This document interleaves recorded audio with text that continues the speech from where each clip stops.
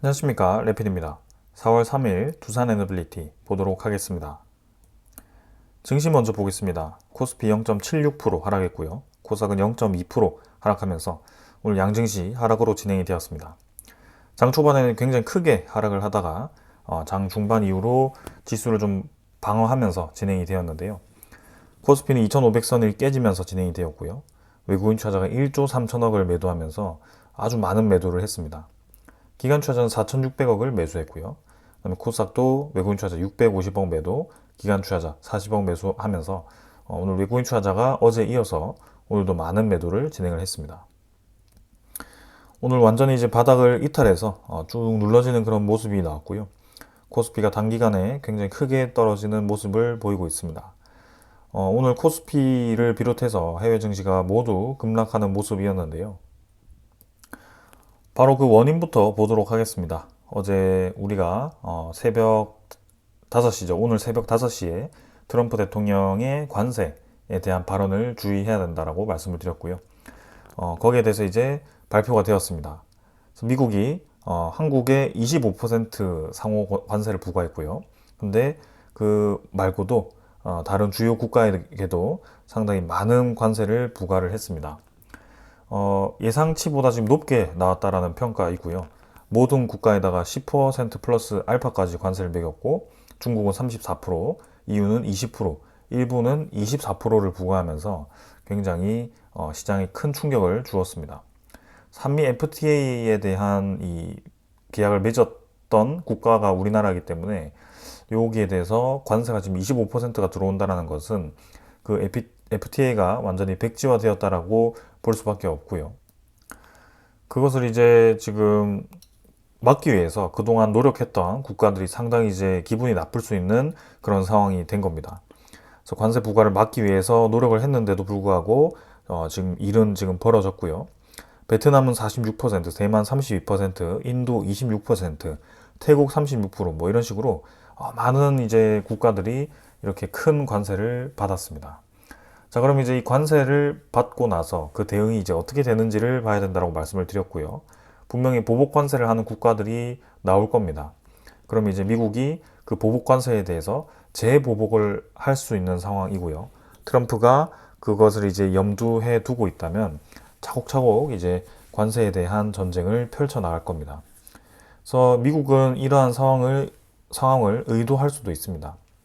그래서 지금 의도한 대로 시장이 짓눌러지고 있는 그런 상황이고요.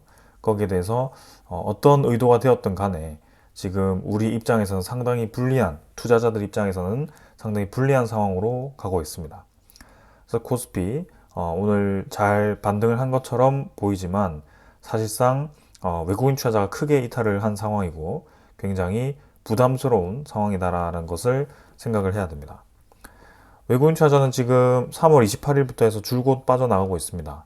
지금 뭐 3조, 어제까지 3조 가까이 매도했고, 오늘도 1조 넘게 매도하면서 단 5일 만에 4조 이상을 뱉어냈고요.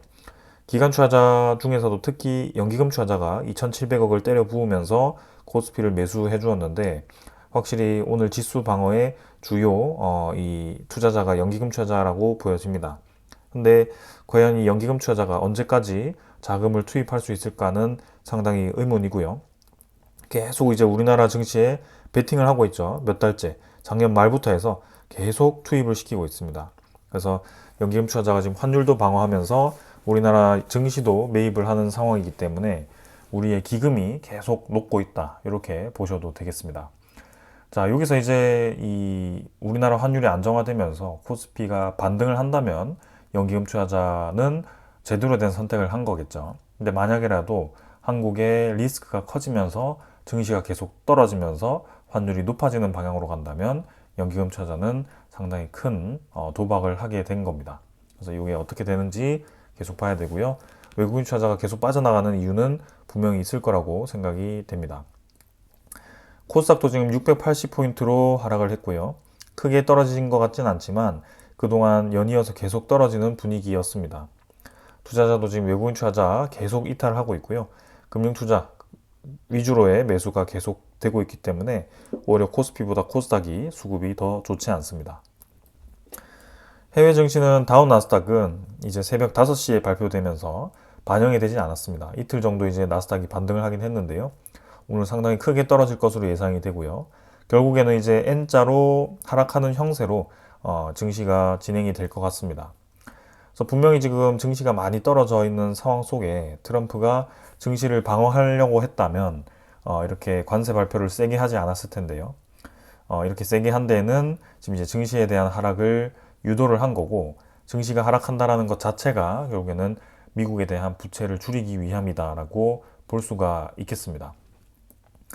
그래서 그런 의도로 지금 진행이 되고 있고요. 니케이도 2.7%까지 떨어지면서 아래꼬리 달면서 반등을 하긴 했지만 계속 이제 떨어지는 분위기로 형성이 되고 있습니다. 그래서 월봉 입장에서도 상당히 지금 크게 떨어지고 있고요. 추가적인 하락이 충분히 나올 수 있는 상황입니다. 우리나라 환율은 지금 9원 정도 하락해서 1458.5원으로 진행이 되고 있고요. 증시가 떨어진 것 대비해서는 환율은 떨어지기 시작하죠. 그래서 1470원대까지 도달했던 환율이 빠르게 이제 이틀 정도 빠지면서 하락을 하고 있습니다. 요거는 근데 지금 증시가 안정되었다라기보다는 월 초에 있어서의 그런 연기금투자자의 또 환해지에 의한 이런 환율의 안정화일 수 있고요. 거기에 이제 오늘 같은 경우는 미국의 달러 지수가 또 같이 떨어지면서 하락을 한 것으로 보여집니다. 단기적인 이제 하락이 될지 아니면 조금씩 이제 안정화를 갈지는 지켜볼 건데요. 아무래도 이 우리나라의 이 금리에 대한 인하가 지속되면 지속될수록 원달러는 상승할 수밖에 없습니다. 그래서 빠르게 안정화되지는 않을 것 같고, 저 1,400원 중반 후반에서 계속 횡보를 하거나 혹은 이제 국제적인 그런 금융위기가 좀 리스크가 커졌을 때는 환율이 더 올라갈 수 있는 그런 상황이 펼쳐질 수 있다라고 생각이 됩니다. 자, 그래서 그런 우려감이 계속 이어지고 있고요. 지금 현실화되고 있습니다. 자, 지수 선물 보겠습니다. 당연히 지수 선물 지금 크게 하락하고 있죠. US 100은 지금 4% 가까이 하락하고 있고요. US 2000도 5% 가까이 하락하고 있습니다. 뭐 오늘 뭐 나스닥 다우는 뭐 최소 3%는 하락할 것으로 보여지고요. 장중에 이제 뭐 얼마나 반등할지를 봐야 되겠지만 단연 지금 시장에서는 좋게 받아들일 수가 없습니다. 그래서 지금 관세는 발효가 되었고 거기에 대해서 빠르게 협상을 시도해야 되는데 이미 사실 트럼프 대통령과 미국으로 찾아가서 이렇게 협상을 시도했거든요. 그리고 투자도 많이 했고, 근데 그 이후에 발표된 거라서 여기서 더 얼마나 협상을 해야 되냐, 더 얼마나 미국에게 양보를 해야 되냐, 이런 이제 반발심이 들 수 있습니다. 그러면 이제 EU랑 이런 중국 같은 곳은 이제 똘똘 뭉쳐가지고 보복 관세를 할 가능성도 충분히 있거든요. 그럼 그때 이제 트럼프가 어떻게 행동할 거냐? 저는 또 보복을 할 거라고 생각을 합니다. 그래서 관세 전쟁이 이제 시작이 되면 본격적으로 전체적인 시장이 하락을 할 거라고 생각이 됩니다. 특히 미국 시장 중심으로요. 그동안 많이 올라왔기 때문에 상당히 크게 떨어질 가능성이 있습니다. 자, 이러한 상황을 계속 우려를 했던 거고, 제가 지난 한 2주 동안은 여기에 대해서 계속 집중적으로 설명을 드렸습니다. 그래서 이 리스크에 대한 관리가 필요하다라고 말씀드렸고, 앞으로 이제 4월 달로 들어갔을 때도 이제 미국의 물가 지표라든지 실업 수당 청구권이라든지 이제 3월 달에 이런 여러 가지 경제 지표들이 발표가 될 텐데, 지금 이제 4월 달 지표가 점점 안 좋아질 거죠. 5월 달도 또 좋지 않습니다. 그래서 그러한 상황들이 계속 이어지고 있어서 상당히 우려스럽습니다. 원자재 가격 당연히 급락을 하고 있습니다. 국제유가 67.8달러로 확 떨어졌고요. 천연가스는 여전히 잘 버티고는 있네요. 오늘은 심지어 금값까지 1.6% 떨어지면서 전반적인 이제 이 물가 지표들이 떨어지는 현상을 보이고 있습니다. 경기에 대한 침체, 둔화에 대한 시그널로 지금 크게 받아들였고 유가가 아주 크게 떨어지는 상황입니다. 그 다음에 이 달러 지수도 보시면 미국의 달러 지수가 급락을 하고 있거든요. 101.6입니다. 트럼프가 지금 원하는 방향으로 가고 있죠. 103.8에서 101.6까지 일주일 만에 빠르게 지금 떨어지고 있습니다. 그리고 1년치로 보더라도 달러 지수가 110 근처까지 갔다가 지금 상당히 빠르게 떨어지고 있는데요. 트럼프가 의도하는 대로 시장이 흘러가고 있습니다. 채권 금리도 마찬가지입니다. 4.08%, 4.1% 아래로 지금 떨어지고 있는 상황이고요. 연중치로 보았을 때는 4.8%에서 4.0%까지 0.8%가 떨어졌습니다. 기준금리 그렇게 떨어뜨려도 시장금리가 떨어지지 않다가 이제는 시장금리가 0.8%나 떨어지기 시작했습니다. 기준금리와 얼추 이제 비슷하게 같이 맞춰서 내려가고 있다는 뜻이거든요. 그러면 이제 추가적인 금리 인하가 가능해질 수 있다라고 볼 수가 있는 거고, 그 또한 트럼프가 원하는 방향으로 가고 있습니다. 이제 국채금리가 떨어지기 시작하니까 국채가 반등하기 시작하고요. 미국의 10년 국채가 지금 112달러로 올라왔습니다. 상당히 많이 반등했죠. 자, 이렇게 되면 주식시장은 망가졌지만 미국의 부채 입장에서는 이제 금리가 싸진 상황이 생긴 거고요. 이제 돌아오는 미국의 부채가 이제 한 7, 8월에 집중될 텐데, 그때 이제 국채 금리가 낮을수록 미국의 이 새로운 부채에 대해서는 이자가 낮을 겁니다. 그러면 당연히 미국 입장에서는 부채가 감소하는구나 라고 생각할 수 있는데요. 그게 이제 그 의도거든요. 근데 여기서 이제 한 가지 놓치고 있는 것은 이제 미국에 대한 신뢰도가 떨어지고 있다는 뜻이죠. 이렇게 이제 인위적으로 만들어 간 것에 대해서는 본인 뜻대로 진행이 되었지만, 이제 미국의 채권을 매입해주는 수요가 줄어들진 않을까, 이런 생각을 하게 되겠죠. 왜냐하면 탈세계화이고 미국에 대한 신뢰도가 줄어들기 때문입니다. 그럼 오히려 가지고 있는 채권을 팔지 않을까라는 그런 우려감도 있을 거고요. 그게 과연 7, 8월에 가서 트럼프 뜻대로 될 것인지 상당히 의문이 드는 상황입니다. 그래서 그런 것들을 이제 계속 살펴봐야 되고요. 자, 그럼 미국 10년물 국채금리가 떨어지면 일본 국채금리와 마주봐서 위험한 거 아닌가? 원래 그랬거든요. 근데 인위적으로 이 일본 국채금리도 빠르게 떨어뜨리기 시작합니다.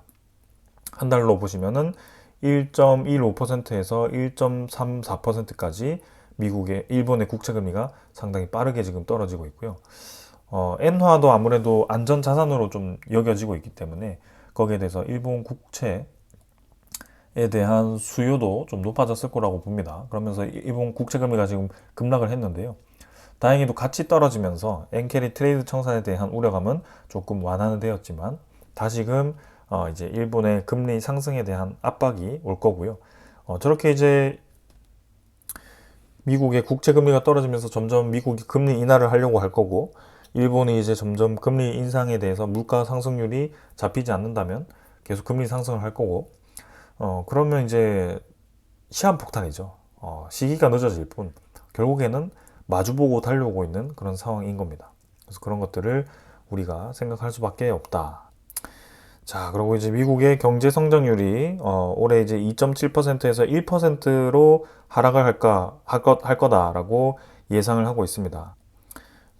유럽의 신용평가사가 그렇게 얘기를 했고요. 이 상호관세라는 것은 인플레를 상승시키고 성장을 둔화시킬 거다. 그리고 세계적인 공급망 차질을 초래할 거다라는 얘기를 하고 있습니다. 자, 지금 그런 상황이 지금 펼쳐지고 있고요. 이게 얼마나 장기화되는지, 이제 관세 전쟁이 본격화되는지에 따라서 이 흐름이 달라질 수 있습니다. 그러나 결코 지금은 좋은 상황이 예상되지 않고요. 네, 오늘 미국 증시가 어떻느냐에 따라서 우리나라 증시도 내일 크게 움직일 수가 있습니다. 그리고 내일은 또 우리나라 정치적인 이벤트도 있기 때문에 시장에 대한 등락이 상당히 클 것으로 보여지는데 조금 지켜보겠습니다. 자, 오늘 여기까지 하고 종목으로 넘어가도록 하겠습니다. 두산에너빌리티 보겠습니다. 350원 하락해서 1.5% 하락했고요. 23,600원으로 마무리가 되었습니다. 자, 지금 이제 두산에너빌리티는 오늘 그래도 하락을 크게 하지 않았고 잘 버텨 주었는데요. 코스피 전체가 지금 크게 떨어졌었다가 좀 마무리가 되었거든요. 근데 사실 지금 코스피보다도 중요한 것은 전체적인 시장이 굉장히 찬물이 끼얹어졌듯이 상당히 크게 지금 선물 지표도 떨어지고 있고 우려스러운 상황입니다. 자, 그래서 내일 시장이 좀 많이 하락할 수 있는 그런 상황인데 한번 지켜봐야 되는 상황입니다. 일별 거래는 이제 130만 주로 330만 주로 진행이 되었고요. 좀 더 줄었죠, 어제보다. 그러면서 그동안 이제 상승했던 것을 또 반납하면서 비슷한 가격대를 형성하고 있고요. 두산에너빌리티 최근 하락 대비해서는 반등을 하지 못하고 있습니다. 그래서 L자로 지금 내려가는 형태로 진행이 되고 있고요. 내일도 음봉이 크게 나온다면 추가적인 하락이 나오면서 이 완벽하게 하락 추세로 들어가는 그래프로 그려질 것 같습니다. 그래서 지금은 두산 에너빌리티의 영향도보다 시장에 대한 영향도가 크기 때문에 어쩔 수가 없는 상황이고요. 코스피가 내려가는 만큼 두산 에너빌리티도 내려갈 수 있기 때문에 그 부분이 지금 우려스러운 상황입니다. 투자 수급은 지금 외국인 투자자가 49만 주를 매도했고요. 기관 투자자도 13만 주 매도했습니다. 그래서 금융 투자 위주로의 매도가 집중되었고요. 연기금 투자자는 어제 그제 좀 많이 매도했었는데 추가적인 매도는 없었습니다. 12,000주 정도 매수했고요. 나머지는 크게 움직임 없었습니다. 그래서 기관 투자자도 금융 투자 위주로의 차익 실현이 나오고 있고 외국인 투자자도 매도 계속 반복하고 있고 특별하게 두산 에너빌리티의 이 매수를 좀 적극적으로 해주는 수급이 없습니다. 그렇다 보니까 증시 따라서 지금 하락할 수밖에 없는 상황이고요. 오늘보다도 사실 내일이 더 걱정되는 상황이기 때문에 일단은 좀 천천히 접근을 해야 될 것 같습니다. 자, 그 다음 공매도 잔고 한번 살펴보겠습니다. 자, 공매도 잔고는 37만 주, 38만 주 정도로 비슷하게 어제와 유사하게 되었고요. 오히려 조금 상환이 되었습니다. 근데 1거래는 계속 이제 활발하게 진행이 되고 있고요. 오늘은 17만 주 정도 해서 전체 거래량 대비해서는 크게 많지는 않았던 것 같습니다. 한 3%, 4% 수준이었고요. 지금 시간의 NXT의 거래는 조금 더 하락해서 23,450원으로 마무리가 된 것 같고 일단 공매도 거래는 계속 진행이 되고 있습니다. 크게 많이 지금 주가를 떨어뜨리는 느낌은 아닌데요. 그래도 확실히 공매도에 대한 거래는 지금 활발하게 진행이 되고 있습니다. 그리고 이제 대차잔고도 한번 살펴보도록 하겠습니다. 대차잔고는 지금 오늘도 크게 증가를 했고요. 200만 주 정도 증가해서 체결되었고 상환은 98만 주에서 한 100만 주 정도 늘었습니다. 그래서 잔고는 2,800만 주까지 늘었고요. 지금 최근 들어서는 계속 대차잔고가 급격하게 늘어나고 있는 상황입니다. 그래서 공매도가 재개되고부터 더 상승하는 속도가 강해졌고요. 이것 또한 예비 공매도를 늘려가는 상황이기 때문에 저는 좀 우려되는 상황입니다. 그래서 이것도 계속 모니터링을 할 거고요. 오늘 골드만삭스가 62만 주를 매도하면서 대부분의 외국인 투자자의 매도 물량을 골드만삭스에서 이렇게 뱉어냈고요. 그리고 전날에도 모건스탠리, 신한증권, JP모건에서 주로 매도를 했었습니다. 확실히 지금 외국인 투자자가 이 매수를 며칠 동안 했지만 좀 뭔가 두산 에너빌리티를 좋게 보고 건강하게 매수했다라기보다는 뭔가 기계적인 움직임이 나타나고 있다는 생각이 들고요. 매수하고 매도하고를 그동안 이 공매도 거래가 재개되었을 때 반복했던 모습을 제가 보았었기 때문에 지금도 상당히 유사하게 그 패턴대로 흘러가고 있습니다. 자, 외국인 추정 물량도 지금 47만 주 매도해서 141만 주 매도로 잡혔고요. 23.8%까지 비율이 줄었습니다. 그래서 지금 많이 매도했다라고 하는 게 중요한 게 아니라 투자자 수급을 보았을 때 며칠 내내 매수했던 거를 또 하루 만에 이렇게 뱉어내는 모습을 볼 수가 있고요. 그게 공매도의 전형적인 패턴이었다. 이때부터 시작되었죠. 그래서 그러한 패턴들이 지금 나타나고 있고 결국에는 이전과 유사하게 지금 흐름이 만들어지고 있다는 것이 사실인 것 같습니다. 하필 증시 분위기도 최악인 상황에서 공매도가 재개되면서 이러한 상황이 펼쳐지고 있습니다.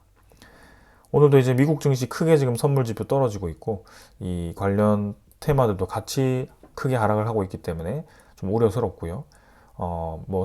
장 들어가서 이제 마지막까지 봐야 되겠지만 좋게 끝날 것 같지는 않는 그런 상황입니다.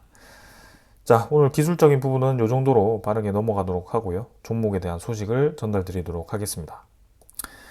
자, 오늘 준비한 소식들을 전달 드리겠습니다. 자, 사실 두산 에너빌리티에 대한 성장성을 계속 언급을 드리면서 좀 좋은 이제 장밋빛 미래에 대해서 계속 말씀을 드리면 좋겠지만 아무래도 최근 분위기가 너무 좋지 않습니다. 특히 시장. 그래서 저는 두산 에너빌리티의 성장성보다 이 시장에 대한 중요도가 크다라고 설명을 드렸고 거기에 대해서 지금 주가가 짓눌리는 그런 모습이 나오고 있고요. 그렇기 때문에 그 위주로 좀 설명을 드릴 수밖에 없고 공매도에 대한 움직임도 지금 주시할 수밖에 없습니다. 대차 잔고가 계속 늘어나고 있고 거기에 대해서 공매도 소스가 될 수 있는 소식들이 나오고 있고요. 그 외에도 이제 성장성도 같이 좀 설명을 드리고는 있지만 지금 이제 이 증시가 좋지 않을 때는 다들 이제 안전자산으로의 수요가 늘어날 거고 거기 투자처로 이동하는 것이 이제 더 좋다라고 생각할 것이기 때문에 우리가 이 장기적으로 바라보고 있는 그 좋다라고 하는 전망이 지금 당장에서는 주가를 올리기에는 좀 이제 영향도가 적을 수 있다라고 생각이 됩니다. 그래서 제가 좋은 소식들도 전달을 드리겠지만 지금은 주가가 단기간에 반등하기에는 쉽지는 않다라는 것은 좀 인식을 해 주셨으면 좋겠습니다.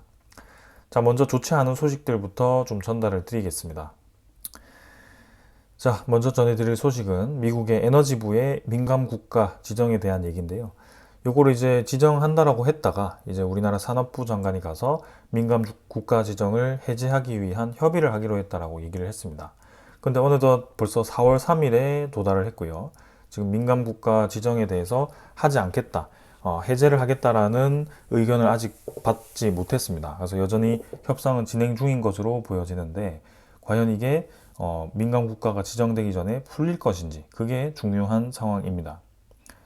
그래서 지금 이제 여기에 대한 분석들도 계속 진행을 하고 있는 그런 상황이고요.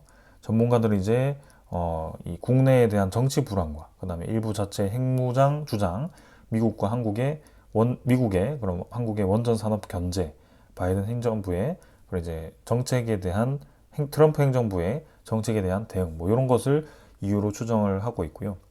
저는 아무래도 이 한국의 원전 산업 견제에 대한 이유가 저는 클 거라고 좀 보고 있습니다.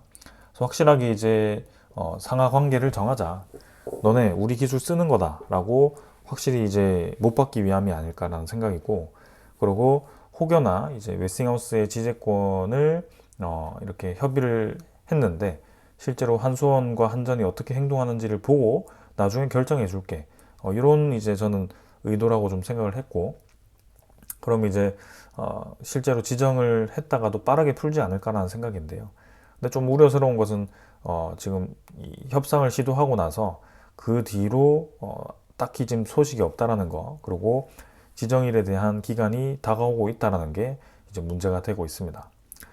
지금 당장에서는 이제 큰 문제는 되지 않을 거라고 보고 있는데, 근데 이게 만약에 장기화가 되었을 때는 이 연구기관과의 교류가 제한될 수 있고 에너지와 이제 원자력 분야의 연구자들의 활동이 위축될 수 있고 우리나라 국가에 대한 신뢰도와 동맹관계의 긴장 뭐 이런 여러 가지 좋지 않은 상황들이 펼쳐질 수 있기 때문에 여기에 대해서 좀 이제 주시를 해야 될 것 같습니다.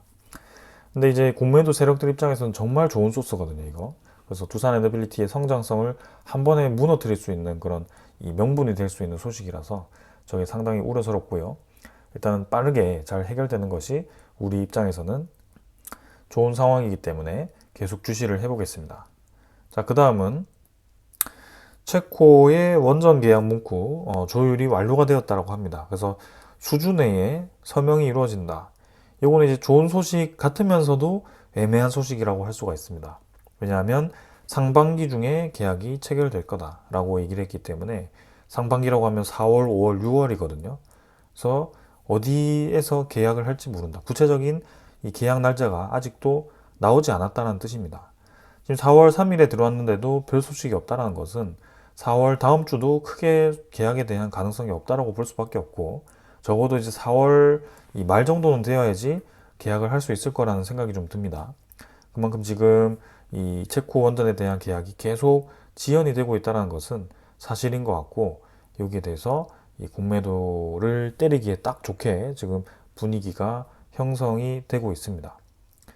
자, 그래서 저도 빠르게 계약을 해버리고 이 불확실성을 좀 해소를 했으면 좋겠는데 지금 계속 그러한 이 불편함들, 그죠? 이 불확실성들이 쌓이면서 좀 피로감이 쌓이고 있습니다. 두산 에너빌리티도. 그러다 보니 계속 증시 따라서 주가도 좀 조금씩 계속 떨어지는 모습이고요.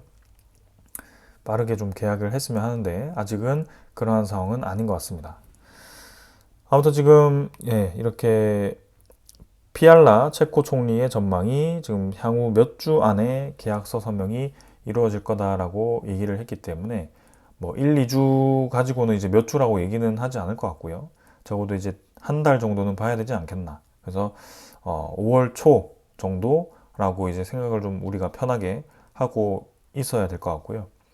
자, 그래서 이제 현지 화율에 대한 그런 계약이 얼마나 빠르게 진행되느냐에 따라서 또 결정이 될 수 있습니다. 그리고 그거 외에도 이제 프랑스가 EDF가 지금 체코 반독점 사무소에 제기한 진정이 해결되어야 된다고 합니다.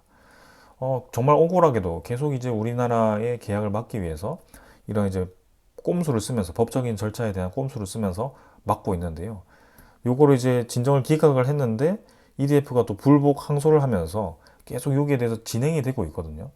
그래서 이게 지금 끝내야만 되는데 EDF가 작정하고 시간 끌기에 들어갔을 때는 우리 입장에서는 본계약의 지연이 계속 나타날 수밖에 없다. 그러면 우리는 계속 불리할 수밖에 없는 상황이 되고요. 체코도 10월 달에 또 총선이 있기 때문에 새로운 총선이 열렸을 때는 또 이 분위기가 이상해질 수도 있습니다. 왜냐하면 폴란드가 지금 총선을 새로 하면서 이 정권에 대한 이 당이 바뀌면서 이 분위기가 묘해졌었거든요. 분명히 이제 LOI 체결까지 하고 본계약에 대한 언급까지 나왔던 그 폴란드 원전에 대한 사업이 그게 쏙 들어가면서 굉장히 시간이 오래 끌리고 있고, 이제는 뭐 유럽에서 우리나라가 웨스팅하우스 때문에 원전 사업을 철수하고 뭐 두산에너빌리티, 현대건설 이 기자재 업체 위주로만 들어갈 수 있는 그런 상황이 되었기 때문에 지금 체코 원전도 빠르게 이제 종결을 짓지 않으면 계속 저렇게 시간이 끌리면서 묘하게 분위기가 이끌려갈 수도 있습니다. 그래서 그러한 부분들이 좀 우려가 되고요. 일단 계속 주시는 해보겠습니다. 하지만 유럽 시장 외에도 이제는 우리나라에게는 동남아 시장이라든지 그런 다른 이제 지역이 있고요. 최근에 동남아 시장에서 특히 원전을 많이 추진하고 있는 것으로 보여집니다. 그래서 필리핀, 인도네시아, 베트남 등이 이제 원전 건설 계획을 계속 펼치고 있고요. 특히 필리핀 같은 경우는 또 미국에 대한 동맹 국가이기 때문에 우리나라가 같이 들어갈 가능성이 충분히 있고, 베트남도 마찬가지 우리나라의 원전 기술을 또 러브콜을 하고 있기 때문에 일단 뭐 중국과 러시아가 또 경쟁자이긴 하지만 충분히 경쟁해 볼 만합니다. 왜냐면 두산 에너빌리티 입장에서도 두산 비나라는 이제 이런 베트남 시장에서의 또 큰 자회사도 있고 많은 석탄 화력 발전소라든지 그런 전력 인프라들을 건설해 준 이력이 있기 때문에 베트남에서는 우리나라에 대한 이 전력 인프라 건설에 대한 신뢰도가 상당히 높을 겁니다. 그래서 그러한 것들을 좀 기다려 봐야 될 것 같습니다. 그리고 중앙아시아 쪽에서도 이제 원전에 대한 관심도가 높아지고 있고요. 지금 키르기스스탄이라는 국가에서 또 원전 건설에 대한 가능성을 거론하고 있는데, 지금 곧 이제 카자흐스탄도 사업자를 결정을 해야 됩니다. 그래서 러시아, 중국, 한국, 프랑스 이렇게 4파전을 펼치고 있는데, 사실 뭐 거기에서는 우리나라의 가능성이 그렇게 높다, 유리하다라고 표현하기가 애매하죠. 왜냐하면 워낙 강자들이 있기 때문에 끝까지 봐야 되겠지만, 아무튼 지금 시장은 커지고 있다. 키르기스 스탄도 지금 이제 원전 건설을 하면서 시장에 대한 파이가 커지면 한수원이 수주를 다 하면 좋겠지만 현실적으로 그렇지는 못할 건데요. 그래도 이렇게 시장 전체가 커지면은 우리가 수주할 수 있는 확률이 높아지는 거고, 그리고 이 경쟁 국가도 결국에는 캐파라는 게 있을 겁니다. 생산할 수 있는 1년에 만들 수 있는 원전의 개수가 정해져 있기 때문에 그 반사 이익으로 또 우리나라에 수주가 들어올 수 있는 상황이거든요. 워낙 시장이 크니까. 그래서 그러한 부분들을 좀 긍정적으로 생각을 해보고 있습니다. 자, 그래서 지금 뭐 가능성도 있고 분명히 두산 에너빌리티에 대한 기술력도 좋기 때문에 앞으로 이제 에너지 시장에서의 그런 존재감이 확실히 커질 거라고는 예상이 됩니다. 그러나 아까도 말씀드렸다시피 미국의 경제 성장률이 2.7%에서 1%로 떨어질 거라고 예상이 되고 있는 만큼, 그러한 부정적인 의견들이 나오고 있는 만큼 전체 글로벌에 대한 시장이 확 다운이 되었을 때는 당연히 에너지에 대한 수요도 떨어질 거라고 시장에서는 관측을 할 겁니다. 그러면 에너지 인프라 위주로 이 기업들의 투자 계획이 축소가 되거나 보류가 될 가능성이 크고요. 그것은 사실 두산 에너빌리티 입장에서는 좋지 않은 분위기인 거죠. 그래서 이 분위기가 빨리 타개가 되어야만 두산 에너빌리티만의 그런 좋은 환경이 만들어지면서 또 성장성을 바라볼 수 있을 건데 아직은 이번 주는 적어도 좋지 않은 상황인 것 같습니다. 그래서 다음 주부터 해서도 좋지 않은 상황이 계속 이어질 건지 아니면 이 상황이 좀 타개가 될 건지를 분위기를 살펴볼 거고요. 오늘까지가 제가 아주 좋지 않다라는 그런 예상을 했던 시기였습니다. 그래서 다음 주부터는 좀 반전이 있는 상황이 나왔으면 하는 바람이고요. 과연 이제 오늘 밤에 미국 증시가 어떻게 반응을 할 건가, 그리고 트럼프의 관세에 대해서 어떻게 협상을 해서 관세가 줄어들 건가, 혹은 아예 그냥 대놓고 싸우던가, 네, 그런 상황이 펼쳐질 거기 때문에 그게 이제 앞으로에 대한 증시 향방을 결정할 것으로 보여집니다. 그래서 오늘 여기까지 하고 네, 리뷰는 마치도록 하고요. 자, 내일 또 시장, 우리나라 시장 크게 흔들릴 수 있기 때문에 한번 지켜보도록 하겠습니다. 오늘 여기까지 하겠습니다. 감사합니다.